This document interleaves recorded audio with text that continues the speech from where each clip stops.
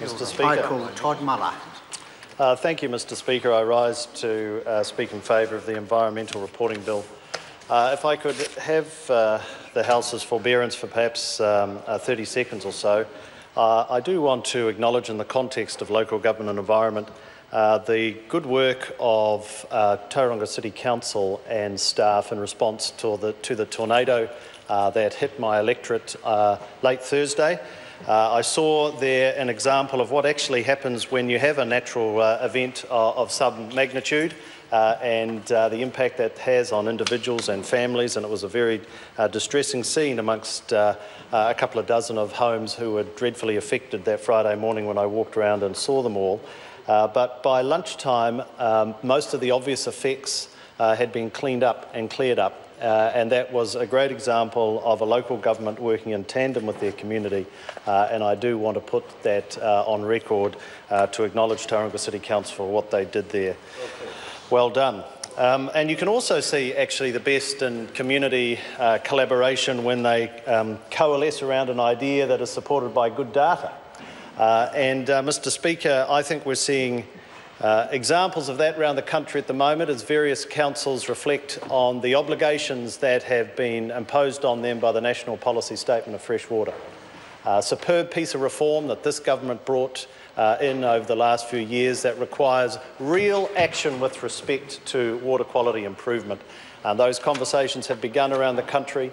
They are not easy conversations. In many respects, they are quite hard because the data is not complete.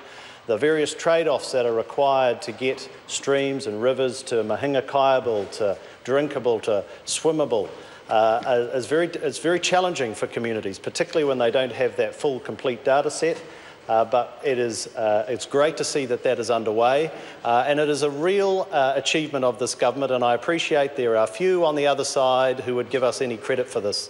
But this is a government that is a reform-based approach to managing the environment, that has actually delivered outcomes for communities. And what we got when we arrived here in 2008 was a complete vacuum. There was a vacuum of ideas. There was a vacuum of frameworks and processes to deal with this. There's shaking of heads on the other side, but you had 9 years to deal with this, and you were great on rhetoric, but actually putting frameworks in place.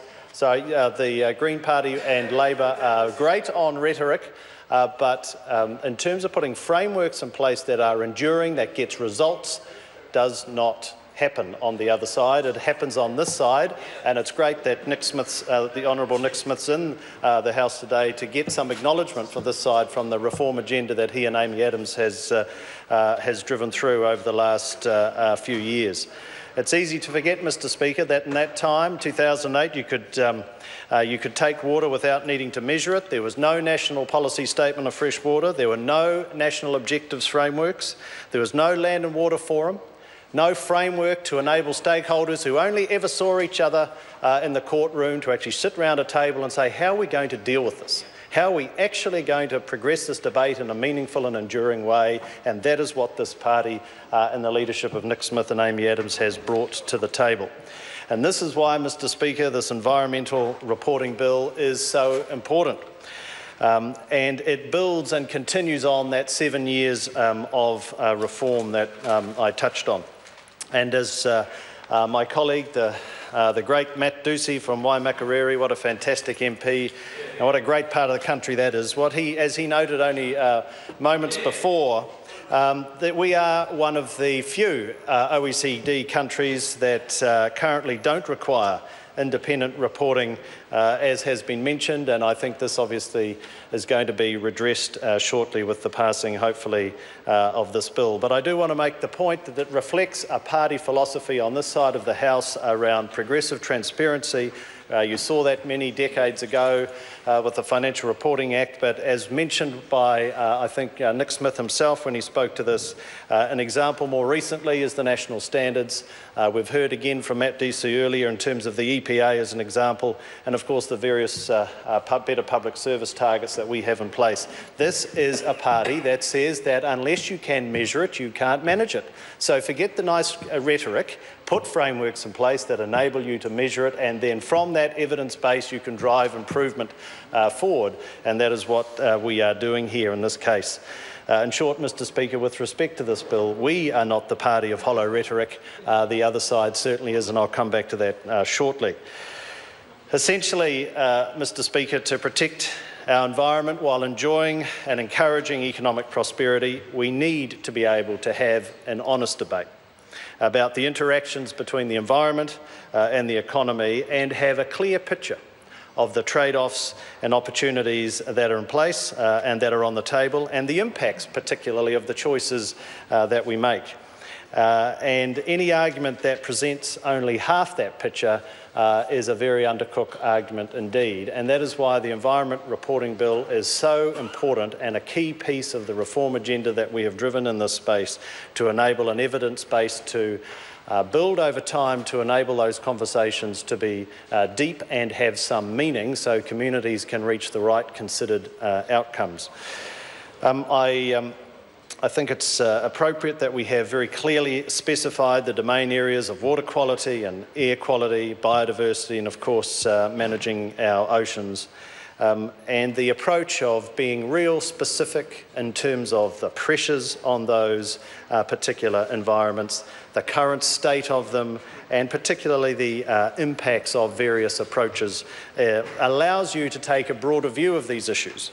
And as I've noted, I think will lead to more informed debate and better options for the public.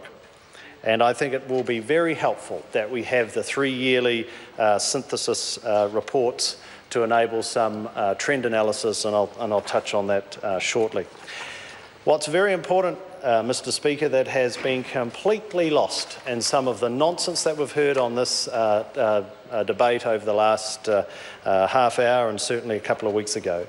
The topics must be selected on the basis of significance, of statistical rigour, of evidence and of a strong connection to the environmental state, and requires significant consultation. And so the debate that we've heard around Clause 18, particularly from the other side, I think is, quite frankly, nonsensical. To hold a view that somehow it's inappropriate for the Minister of Environment to have a view as to what the topic should be, and ultimately, through the Cabinet process, sign off what those should be. Particularly when you consider the philosophical underpinning of the parties on the other side who are suddenly now talking about the importance of purity and independence. Every sinew in their political body calls out and cries out to getting involved in people's lives. They can't help it. That's the way their political philosophies have been built up. And it is absolute nonsense, because sometime in the future, in the mid-2020s, when eventually the Green Party forms a coalition with New Zealand First and Labour, and won't that be fun? They will stand over this side, and to think that the Green Party Minister of Environment won't want to hold a view as to which topic might be covered in an upcoming domain report is absolute nonsense. And so, from my perspective and from our perspective, it is not underpinning the reality of what's going on here. It is absolutely appropriate for a Minister of Environment to hold a view, and the changes that have gone on in the various clauses that we have reflected on to ensure more consultation with iwi and affected local government talks to a process that has rigour and will deliver the right outcome for this country, and not some sort of straitjacket nonsense that we've been having to listen to over the last half hour or so. Mr Speaker, I do want to spend just a moment before I conclude talking about the value of the synthesis reports, particularly in terms of being able to build up a picture of trends over time.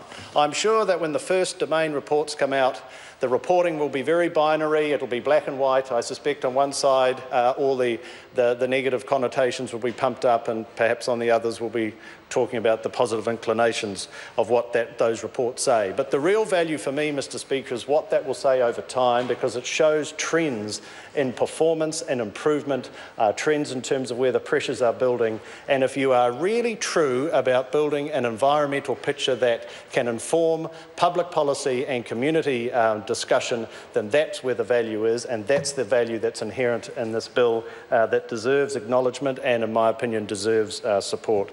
So, Mr Speaker, in conclusion, I do want to acknowledge the Honourable Amy Adams that started this and Honourable Nick Smith that is concluding it. The rigour of their intellectual... I'm sorry to interrupt the Honourable Member. His time has expired. Oh, has it? OK, I'll sit down then. Members, this debate is concluded. The question is that the amendments recommended by the Local Government and Environment Committee by majority be agreed to. Those of that opinion will say aye. Aye. To the contrary, no. The ayes have it. A party vote's been called for. I'll ask the clerk to conduct the party vote. New Zealand National. 59 votes in favour.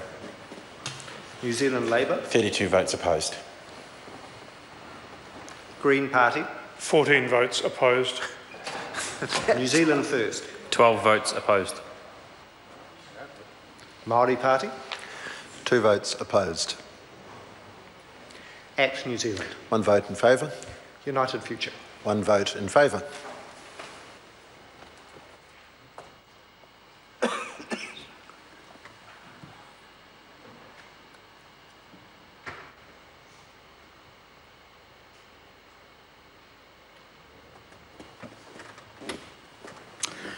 Members, the ayes are 61, the noes are 60. The amendments are agreed to.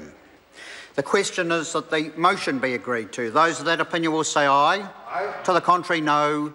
The ayes have it. The ayes have it. This Environmental Reporting Bill, second reading. This bill is set down for committee stage next sitting day. Call on Government Order of the Day number 2. Reserves and other land